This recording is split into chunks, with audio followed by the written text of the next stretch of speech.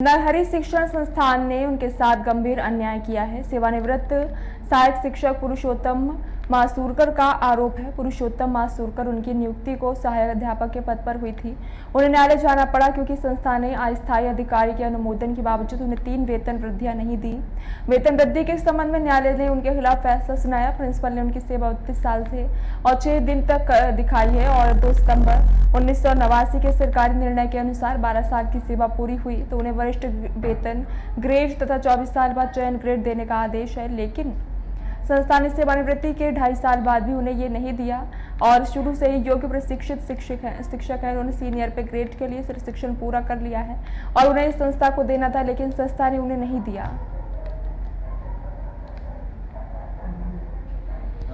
पुरुषोत्तम परशुराम मासूरकर, सहायक शिक्षक, सेवानिवृत्त सहायक शिक्षक, संत नरहरी शिक्षण संस्था साकोली द्वारा संचालित विविध शाळेमध्ये माझी नोकरी झालेली आहे। माझी नियुक्ती 25/6/1990, 91, 91, 92, 92, 93 या सत्रामध्ये सत्र अखेरपर्यंत केलेली संस्थेने केलेली होती। त्याला शिक्षणाधिकाऱ्याची मान्यता होती आणि उन्हाळ्याच्या सुट्टीकालीन मला पगारही मिळालेला आहे। तरीही पण संस्थेने मला माझ्या 3 वेतनवाढी दिलेल्या नाही।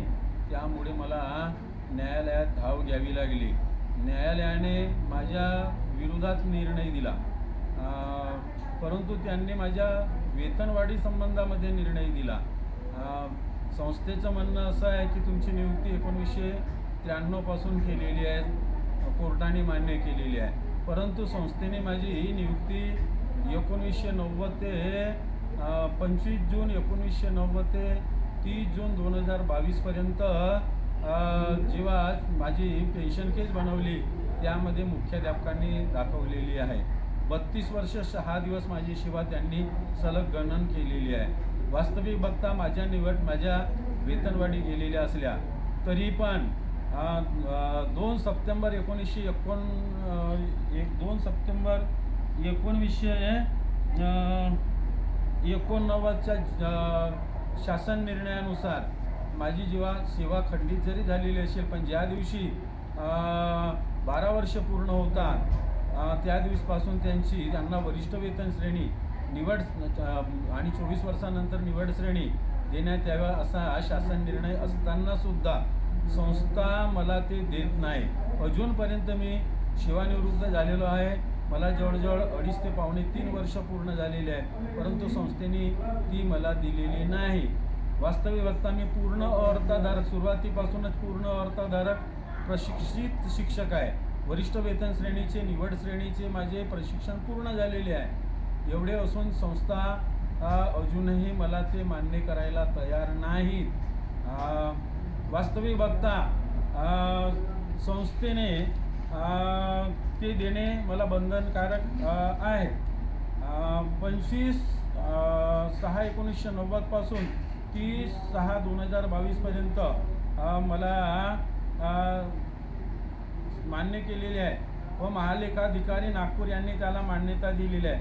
असे असून सुद्धा माझी नियुक्ती 21 जून 1993 पासून का गृहीत धरण्यात आलेली आहे। वास्तविक बघता संस्थेने सेवा पुस्तकामध्ये 92-93ला 1400च्या वेतन श्रेणीवर मला नियुक्ती केलेली आहे। 93-94ला 1440 वेतनवाढ मला दिलेली आहे आणि शासनाचा कोर्टाचा निर्णय 18 जुलै 2014ला लागतो। मग अशा रीतीने 21 जून 93ला माझी नियुक्ती कशी काय झालेली आहे। वास्तविक बघता संस्था माझ्यावर हेतू पुरस्कार हा अन्याय करत आहे।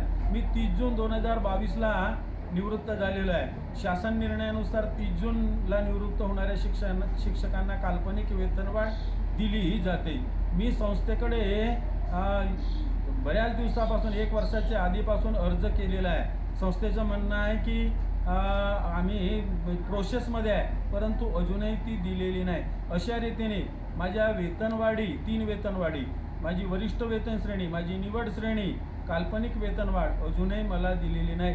हा माझ्यावर झालेला गंभीर अन्याय आहे। संस्था हेतू पुरस्कार मला कोर्टात जाण्यास भाग पाडत आहे। मला आता आत्मदहन केल्याशिवाय गत्यंतर राहिलेले नाही। याकरता आपण लक्ष घालून संस्थेवर योग्य ती कारवाई करावी आणि मला न्याय मिळवून द्यावा अशी शासनाला माझी विनंती आहे.